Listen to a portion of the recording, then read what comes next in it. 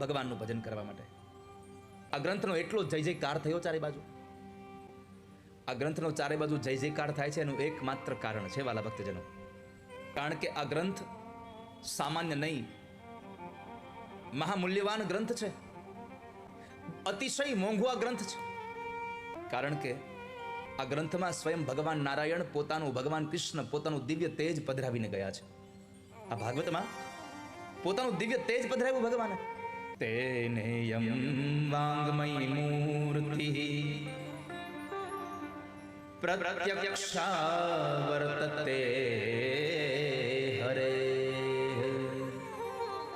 સેવનાત શ્રવણાત પાઠાત દર્શનાત પાપનાશિની.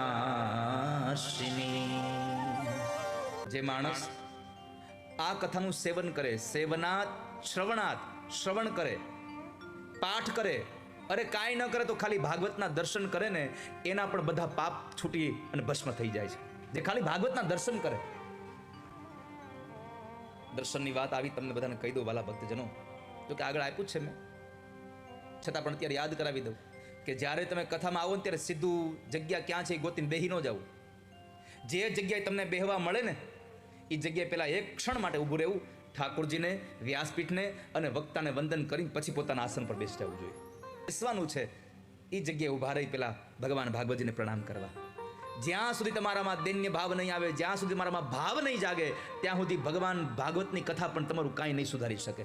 તમને દૈન્ય ભાવ જાગવો જોઈએ. હું પરમાત્માની કથામાં છું, હું પ્રભુની કથામાં છું. મને જે ભગવાનની કથા સંભળાવે છે એને હું વંદન કરું.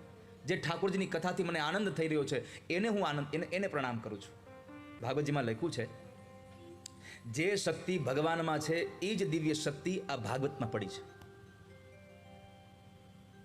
મહાપુરુષો તો ત્યાં સુધી કહે છે ભગવાન કરતાં ભગવાનના ભાગવતમાં શક્તિ વધારે છે, ભગવાન કરતાં ભગવાનના નામનો મહિમા મોટો છે.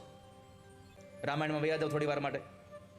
જ્યારે પેલાઓ વાંદરાઓ પથ્થર ઉપર રામ લખીને નાખે, એ પથ્થર તરી જાય અને અડધી રાતે રામજી જઈને પથ્થર નાખે તે ડૂબી જાય.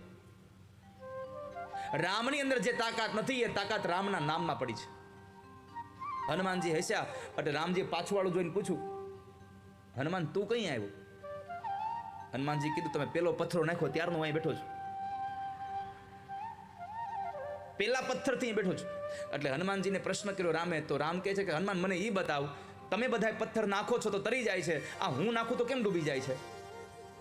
હનુમાનજી કહ્યું, ભગવાન પ્રભુ તમારું નામ જેના ઉપર આવે એ તરી જાય, પણ તમે સ્વયં તમારા હાથ આમ તરછોડી દો તો એ આ સંસારમાં ક્યાં જઈને તરવાનો હતો? એ ડૂબી જવાનો છે. તમારા નામથી માણસ તરે છે. નામ લિયા ઉન સબ લિયા સભી શાસ્ત્ર કા ભેદ, બિના નામ નરકે ગયા પઢ પઢ ચારો વેદ. ચાર વેદને વાંચ્યા હોય તો એ માણસ મુક્તિ ન પામે. કેમ? નામ લીધું જ ન હોય કોઈ દિવસ. જેણે ભગવાનના નામ લીધા છે એનો ઉદ્ધાર થયો છે.